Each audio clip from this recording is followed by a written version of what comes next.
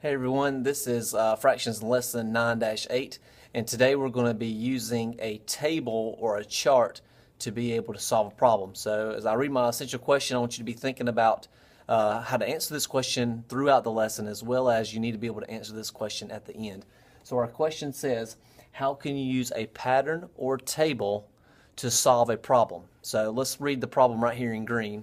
And let's look at some numbers that we need to know and information that we need to know to solve our problem. So let's read it together. At the florist shop, 5 out of every 7 roses sold are red roses. If the florist sold 28 roses, how many of them are red? So I'm going to circle a few numbers that are very important. So I'm going to circle the number 5 and I'm going to circle the number 7. And so those two numbers are very important. So when we're looking at a fraction, we have to think about what is our whole group. And so let's look at our problem again. And a lot of times you have to read these questions again to see what is our whole group. So remember, at a fraction, we're looking at part of a whole. So we need to know what is the whole and what is the part. And so let's look at our problem again. At the florist shop, 5 out of every 7 roses sold are red roses. If the florist sold 28 roses, how many of them are red? So when we're looking at a whole group, you should have seen that 7 represents our whole group, and then 5 represents our part. So up here I've drawn 7 circles, which represents our 7 flowers. And so I'm going to color in what represents this number. So I'm going to look at these counters. I have 7 flowers, so that means 5 of them are going to be roses. Okay, so I have 5 roses out of the total 7 flowers. 5 of them are roses. So now let's look at this chart. To solve our problem, we have to answer our question. And the question reads, if the florist sold 28 roses, how many of them are red? So they sold 7 roses, 5 of them are red roses. So let's look at this chart. Okay, remember, look at our title of our column right here. This column says it's groups of 7 roses sold. This title of this column is roses sold. And it's not just regular roses. This should be red roses. I left off something. Red roses sold. So if I sell one group of 7, this is one whole group, how many of those are going to be red? 5 of them are going to be red. So now let's say I sold 2 groups of 7 roses. So 2 groups of 7, let's do some multiplication. 2 times 7 is 14.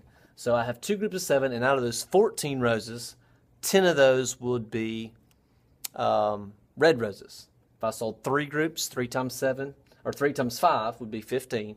And it would be a total of 21 roses, but 15 of those would be red roses.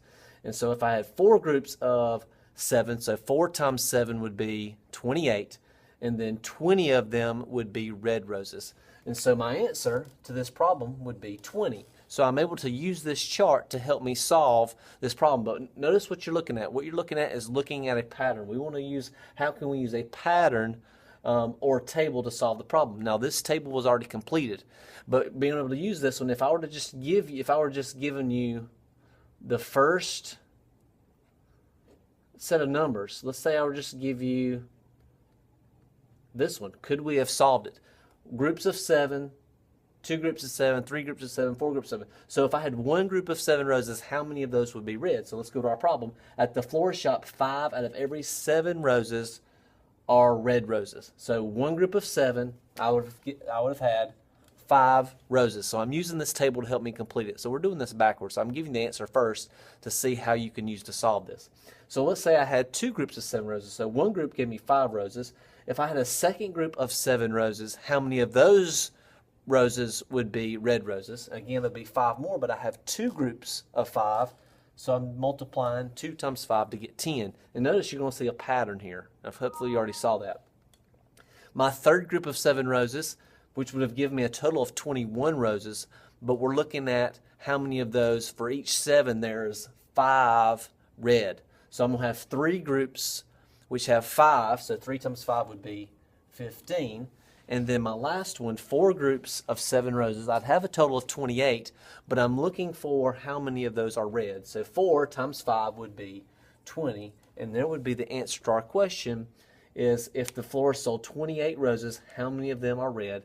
And we're using this pattern. You see that this pattern is going up by 5. The pattern over here for every group goes up by 1. This one is going up by 5, and so our answer would be 20 red roses. So going back to our question, how can you use a pattern or table to solve a problem? What we did, we were able to look at the problem. One of the things that we did is that we identified the information that we need to know, the 5 out of 7. And then we also looked at our counters here. We drew our 7 circles, or that equals our total group. This will be our whole group. And so that 5 of those are red roses. 5 out of the 7 are 7 of them are roses, but 5 of them are red roses. And so now we took this information and put it into a chart, which helped us to figure out that there's a pattern. So I'm going up by 5 each time. One group of red roses, one group of 7 would be 5, another group of 7 if I had 2. So I can continue drawing to make this an array, and we would see that we would be 5, 10, 15, and 20, because 4 times 7 would have been our 28.